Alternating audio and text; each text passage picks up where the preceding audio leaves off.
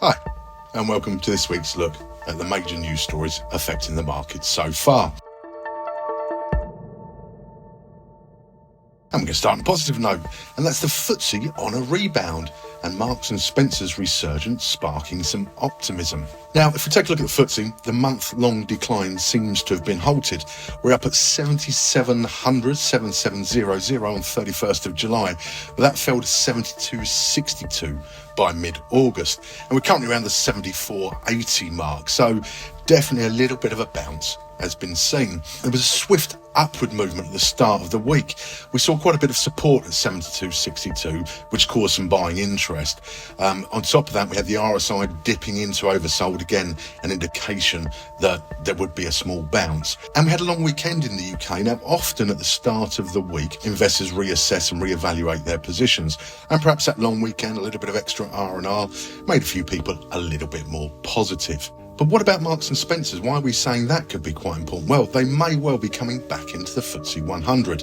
Their pre-tax profits in the year to April were up 21% to £476 million. And sales are up by 9.6% to nearly 12 billion sterling. Now, why is that important? Well, the FTSE 100 is made up of what we class as traditional companies, your bricks and mortar sort of stuff. Now, Marks & Spencer for a very long time was part of that and is pretty much a retail giant in the UK. But they've been struggling over the last few years, no doubt about it. So this could signal a broader resurgence for the more traditional sectors, such as retail, such as construction and engineering, that we've been looking for some time. Certainly, as already mentioned, that the rebound in the FTSE sector was fueled by technical indicators and ignited by this M&S's promising performance. It is a significant development. Now, whilst we may not be poised to surge back to the 8,000 mark that we were talking about previously, it seems as though the 7,000 mark, which we were all over the press just 2 years ago, going through that, seems to now be cemented. And again, that could be classed as a significant development. Optimism after a month of declines is starting to show its face. And optimism around these traditional stocks as well, which does sort of separate the UK index from the more tech-driven US indices, for example. It sort of gives an indication that businesses and traditional businesses are finally beginning to adapt to changing market dynamics. So we'll never be sure which way it's going to go, but certainly a positive start to the week for the FTSE. Well, we probably couldn't get away for a week without talking about interest rates. But there does seem to be a bit of a change in the narrative in the States. So the question on everybody's lips is, when will the rate hikes stop? It's fair to say, actually, I think the US economy has shown itself to be pretty resilient over the last couple of years. We've had the Fed's constant dialogue on interest rates, which has captured the attention of everybody, from the largest corporate investors down to individuals that are interested in the markets. Now, despite occasional fluctuations and challenges, probably using that term a little bit loosely if we think about banking sector, etc., the overall trajectory has been positive. We've seen some pretty robust consumer spending, a strong labour market, and the government's targeted fiscal policies working in the US. As I said at the start, there seems to be a notable shift in the narrative. We're seeing officials talk about manageable levels of inflation. There's certainly been some changes in consumer behaviour. There's been the shifts in energy prices, which have helped.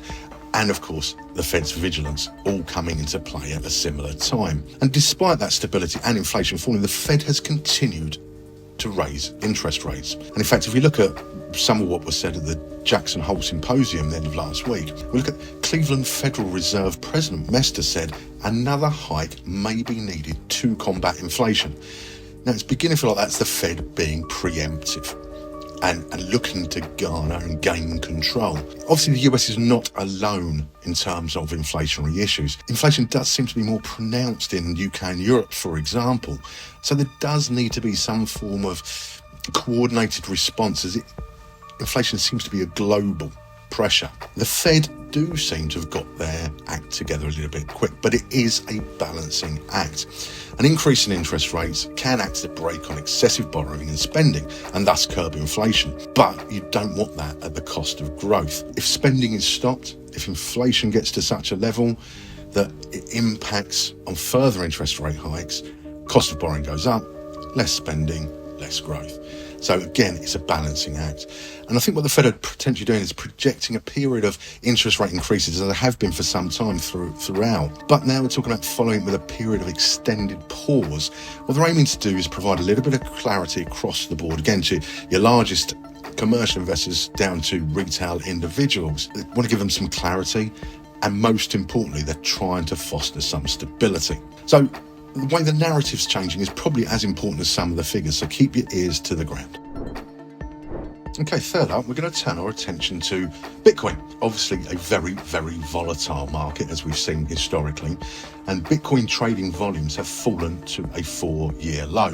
It's worth remembering, because of the inherently high-risk nature of cryptocurrencies, clients in the UK and Australia, for example, need to be classified as professional clients in order to be able to trade them. But what's actually happening in the markets? Well, CNBC, citing Crypto Quant Agency, are reporting that the total volume of Bitcoins held on all crypto exchanges is at its lowest level since 2019. As of August the 26th, volume on all exchanges was approximately 130,000 Bitcoin.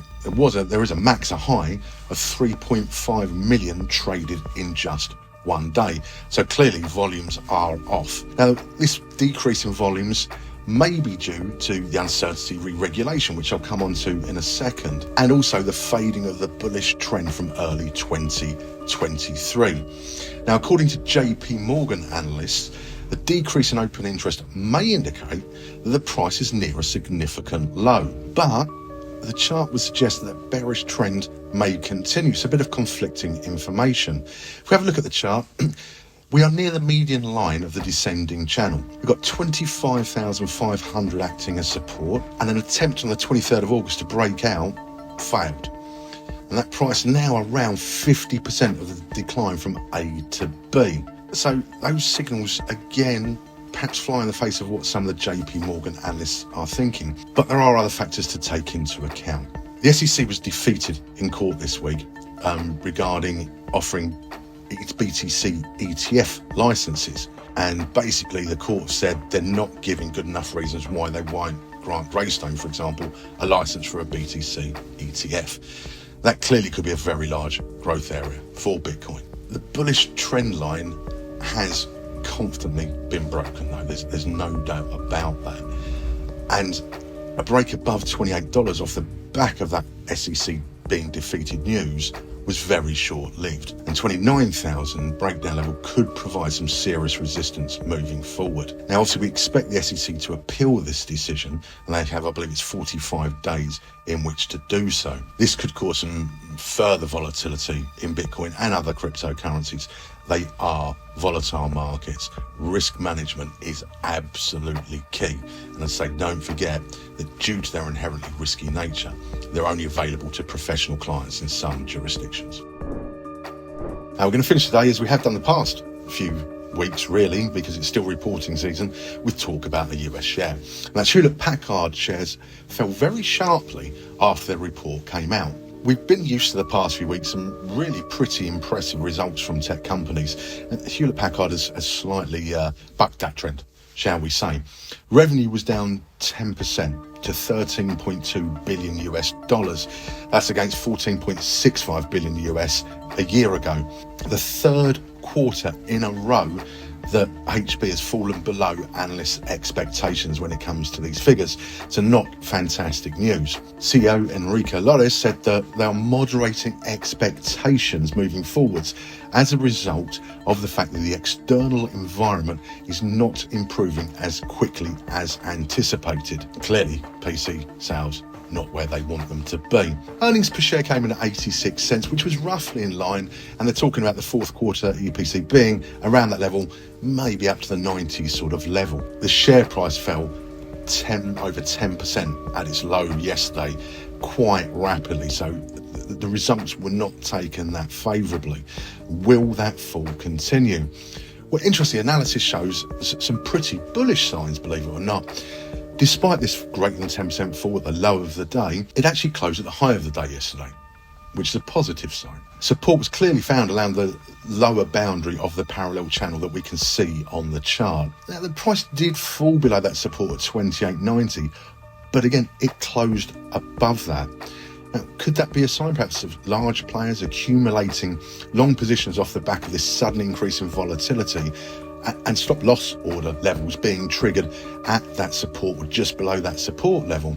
It could be an indication that, there's some longer term long positions coming into the market. And let's not forget, we've mentioned that CEO Laura said that they're adjusting expectations moving forwards, but he also said that the availability of AI products at the end of 2024 should refresh consumer and commercial sales. We've talked a lot about how AI has been driving and helping the tech sector in the past few weeks and with some of the results that we've seen out. But this obviously is a slightly different end of the market, more consumer driven.